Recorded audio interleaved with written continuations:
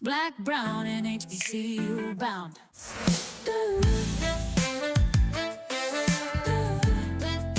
When violence erupts on campus, are you apprehensive about sending your student away to live on campus?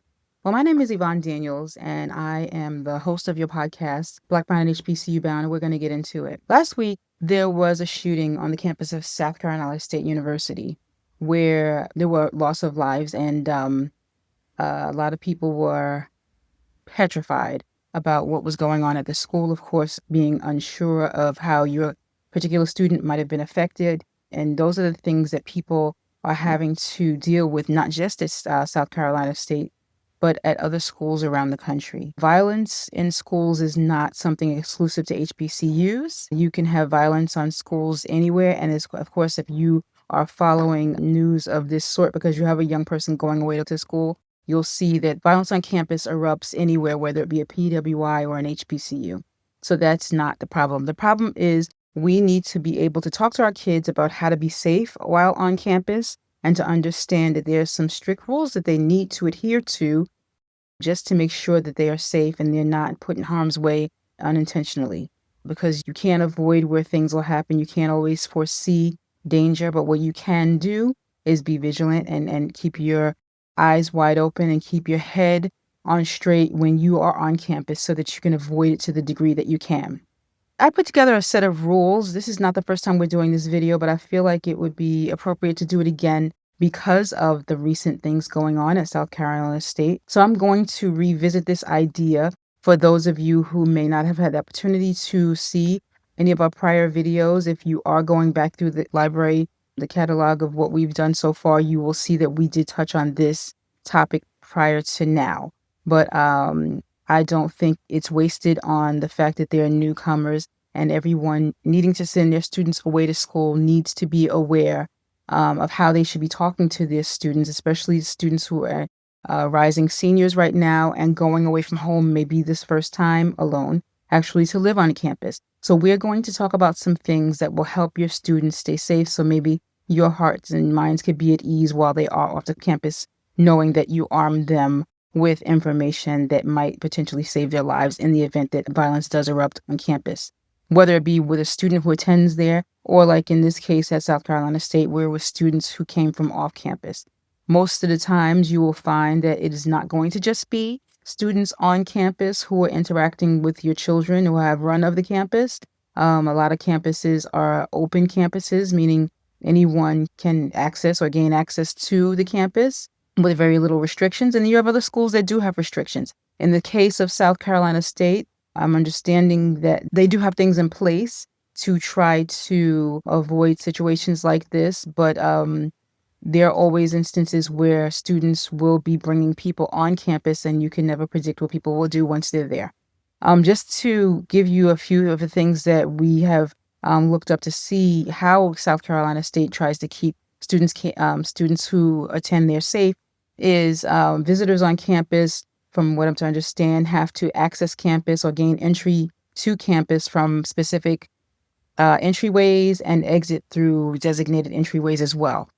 Students who do not attend the school who are coming to visit, whether visit the school, visit a student, they have to be with a student who attends the school when they are on campus or when they're entering campus. There are a few other things that are there. If your student is headed to that school or if your student is a student at that school, it would be a good idea to talk about this with them so that they are armed with the information, because little people, as we know, or young adults, as we know, a lot of times think that violence can't find them. And hopefully it doesn't, but we want them armed with the information nevertheless, right?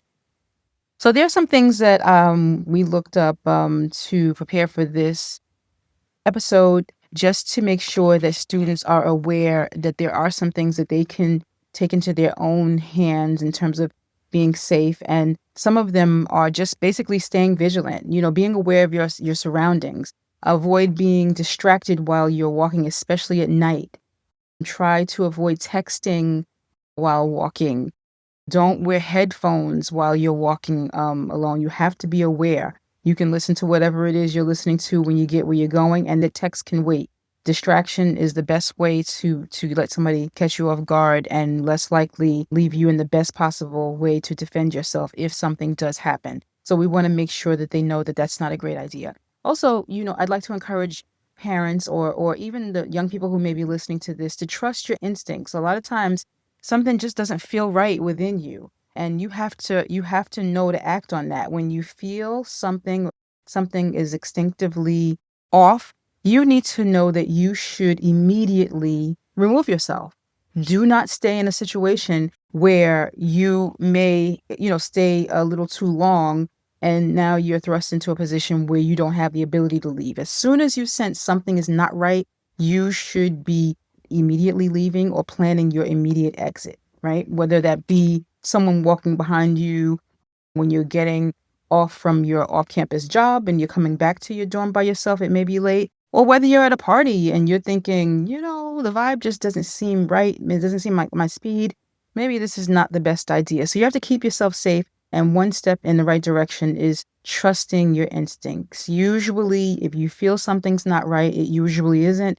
And even then, trust who you are. You've been instilled some things from your parents and from your experiences that put you in a position where you know what's best for you, and you have to exercise those fail safes when you have the opportunity. Avoid walking alone. That goes without saying, especially for the young ladies out there. Avoid walking alone where and when you can.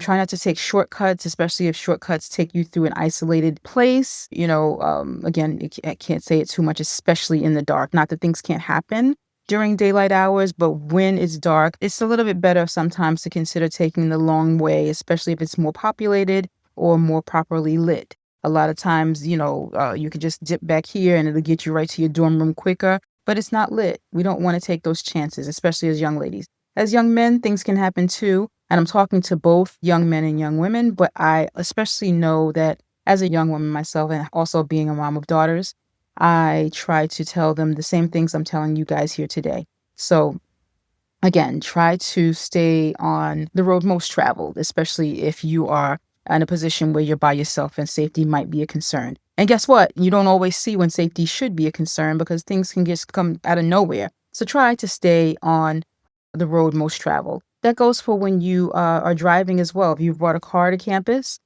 try to make sure that your gas tank stays at least at a quarter of a tank, right? You don't want to be in some area where there's not a lot of activity when you're getting off from work or coming from wherever you're coming from. Your car breaks down, you run out of gas. You don't want to put yourself in that position if you can avoid it. Try to make sure your car is properly serviced. I know a lot of times when people go away to school, that's their first car, and they're usually not brand new cars. But to the degree that you can, make sure your car is properly serviced and in well-working condition to avoid breaking down in desolate areas at times in the evening when the roads are not populated and most traveled. That's another safety tip that I can encourage you guys to adhere to.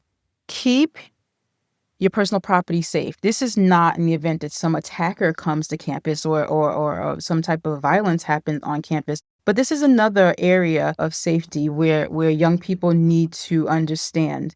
A lot of times people get to campus and they kind of think, oh my gosh, we're all in the same boat, we're all friends, and they fall quickly into these friendships and these groups. Keep your personal documents safe. We visited this before in another prior video. I can't say this enough. Identity theft is real. Someone can get information that you have today and you can be taken advantage of years to come, far, far after you've graduated from school. It is up to you to keep your documents safe. A lot of times parents don't even give the documents to you in terms of your passport, your birth certificate, and your social security card. But if you are one of these people who have these documents, and a lot of times you have to because you'll need them for different things in school, keep them safe. Keep them under lock and key. Do not leave them laying around. Even if your roommate is trustworthy, your roommate may have guests. You don't know these guests. And I'm not saying everyone's a bad guy. It's just not what I'm saying. And I'm not trying to scare you, but it's just for good measure. You want to get in the habit of securing your belongings, especially the belongings that you have that expose you to potential harm, whether it be financial harm and in your personal safety where it could lead to physical harm if you're not careful, right? So we've talked about We've talked about keeping your car in good condition if possible, keeping your gas at a nice, healthy range so you're not in jeopardy of running out of gas somewhere in the middle of the night somewhere. We talked about how you can keep yourself safe in terms of your physical self. There'll be instances, and it may not even happen on campus. These are things that you need to take with you wherever you are. Violence can erupt anywhere. We're talking about school right now because it occurred at South Carolina State University, which is an HBCU, of course. But this can happen anywhere. So please take these with you and exercise them. I don't know how much more I can say, but I'd like you guys to leave some tips in the comments if you have any additional tips that young people might be able to benefit from. I'd like you to follow these stories closely as they happen, not to make you paranoid, but just to understand that thankfully this didn't happen on your campus, but it could easily have been your campus. So, you follow these stories, see how they happen, keep up with the safety precautions set forth by your particular school. There are technological things that they've put in order where you can get text chains in the event that something happens or an emergency occurs and you are not available. So sign up for all of the things that are available to you that will help you stay safe, because what we're going to always be aware of is when your parents send you away to school, or parents, when you send these kids off to school, you expect to see them back in 2 to 4 years with a degree, and no harm done to them wherever possible. We want our students to be safe. I want your students to be safe, and that's why we're putting on this video today. So again, I'm not going to hold you any longer. It's Yvonne Daniels from Black, Brown, and HBCU-bound. Tell a friend, click like, subscribe, and share this video. And let everybody know about our Facebook group, Black, Brown, and HBCU-bound. We are here for you guys. If you need information about colleges, we are the resource for that. Thank you, and I will see you next time. Take care. Bye-bye. Black, brown, and HBCU bound. Your source for news you can use. Let's shine a light on the 207 HBCUs where culture meets excellence.